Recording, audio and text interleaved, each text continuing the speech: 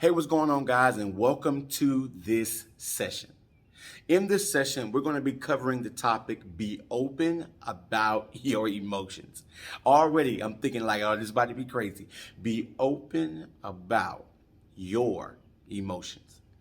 This is one of the most challenging things for us to do, especially in our era, and for Gen Z, Gen X, baby boomer. Listen, we don't want to. I'm not trying to tell you my business. I'm not trying to tell you how I feel when somebody asks you, "Hey, how you doing?" I'm good. Your homeboy asks you, "Hey, bro, you good?" Yeah, I'm good. You lying?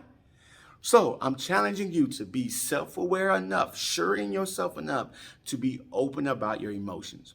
Because when you're open about your emotions, you're able to help relieve stress within yourself and lead your team where you need them to go. Lead your family, lead your organization, your nonprofit, and possibly your church to the next level.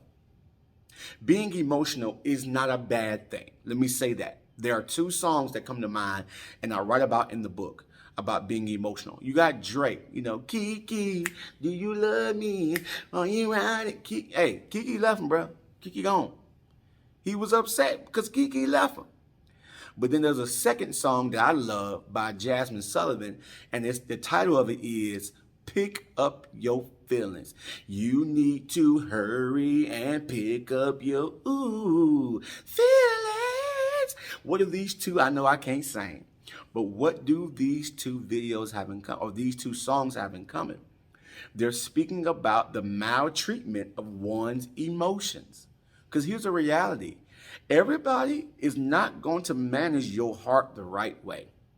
Everybody doesn't care about how you're going to feel at night, if you're going to be able to sleep or be restless about decisions that have been made pertaining you or somebody else. Managing your emotions is your job. It's our job to manage these things. And here's another thing before I get into these points. You need to be comfortable with knowing you have emotions. Oh, shoot.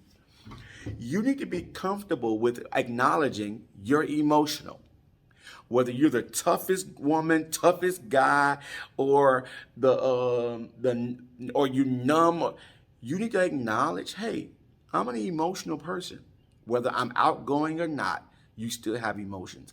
Whether you're the most subdued or not, you still have emotions. So how can we navigate these things? How can we manage them in tough times, especially in tough situations?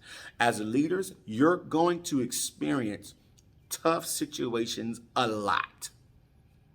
Because as a leader, you have to lead yourself and then other people. So, 4 questions you can ask yourself to help you manage challenging times. I'm going to give you four questions you can ask yourself to help you manage challenging times. Number 1 is this. When you're facing a challenging time, ask yourself, what's really happening? Say that one more time. When you're in a stressful situation, take some time to sit down and ask yourself, what's really happening right now? Because oftentimes when you're in the heat of war and battle, stressed out, things not going right on the job, things not going right at school, your emotions can get very carried away and add to the story. Have you ever been so emotional and said, well, he did, or she did, and then you realize, oh, I apologize, that didn't really happen. That happens to us a lot. So write it down. What's really happening? And then write this thing out. Okay, what's really happening right now? Especially this happened to me when I was younger, when my parents got divorced when I was in 9th grade. Okay, what's really happening? To me, my daddy left me. My mama ran my daddy off. That's not what really happened. That's what my emotions told me. What really happened was my parents separated because of that's a decision that they made. Now, my emotions wouldn't let me receive that in the beginning. But as I got older, I had to, what really happened? Even having conversations with them, and I asked them, hey, what really happened? And they were able to communicate to me what happened in their relationship. So number 1, ask yourself, what really happened? Number 2, ask yourself, what can I gain from this? What can I gain from this situation? What can I benefit from this hurt? What can I benefit from failing this class? What can I benefit that that application didn't get accepted? What can I benefit that they did not accept my proposal for this nonprofit grant? What can I gain? What lesson can I learn from this? Get a lesson from your pain. Get a lesson from your rejection. Get a lesson from your abandonment. Get a lesson from somebody stepping out on you. Get a lesson from you failing a class or in a course or a midterm or a final exam. What's the lesson? What can you gain from that? Number 3, how did it make me feel? Now let's acknowledge. How did it make you feel? Were you angry, upset, disappointed, depressed, unsure, confused? Did you doubt? Were you confident? Were you sure? Were you zealous? Were you in the moment? How did it make you feel? But the 4th thing is key. What can I do with this? What can I do with this? Number 1, what's really happening? Number 2, what can I gain from this? Number 3, how does it make me feel? Number 4, what can I do with it? This is important because if you face a challenge, fail a class, make a bad decision, a proposal falls through, relationship fails, but you hoard it for yourself and internalize, you're messing yourself up. You're missing a blessing moment. You're missing a miracle moment. How you go from being within yourself to becoming transformational is when you take a challenging time and you give it away. You take a challenging time and you give it away. You take a challenging time and you write a book. You take a challenging time and you make it a proposal. You take a challenging time and you make it a song. You take a failure and you turn it into a lesson plan. What are you going to do with what you've experienced? What are you going to do with that heartbreak? You're just going to keep it for yourself, and cry about it? What are you? After I got divorced, I'm gonna tell y'all this story.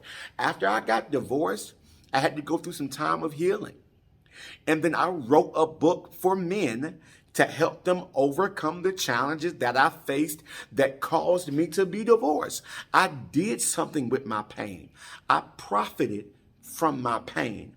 I turned my pain into purpose. What are you going to do with what you've gained? Once you gain these things, once you answer these 4 questions, you communicate. Communicate to your spouse, boyfriend, girlfriend, boss, teacher, professor, educator, friend, coworker. Communicate. Hey, I actually experienced that. Hey, I actually went through that. Hey, this is what I'm going through now. This is how I feel. Can you help me? Have you ever been through this? Are there any resources?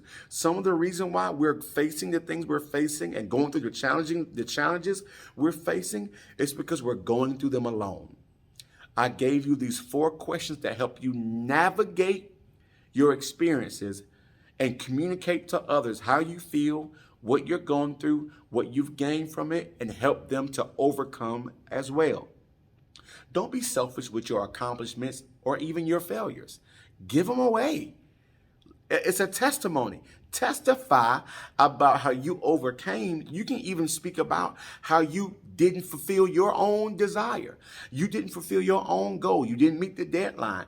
That will help. That will cause people, when you're open about your challenges and your failures, people are more drawn to you because they see you're human. Your failures make you a human. So I'm encouraging you to be open about your emotions. Be open about the good times and the bad times, because a transformational leader is an open leader. I hope you learned something from this session, and I'll see you in the next one.